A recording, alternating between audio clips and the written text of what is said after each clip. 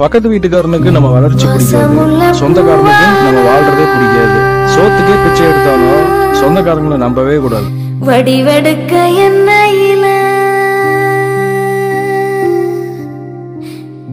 மோசமாய கதையும் முடிஞ்சது ஏன் சொல்லம்மா. பாசத்துல வயத்தில் பத்திரமா வச்சிருக்க, மாசம் 10 ஆகும் முன்ன மடிஞ்சது யார் குத்தமம்மா. உன் முகத்தை நான் அறிய, என் முகத்தை நீ அறிய, காலம் ஒண்ணு சேரும் முன்ன காத்திருந்த உள்ளுக்குள்ள.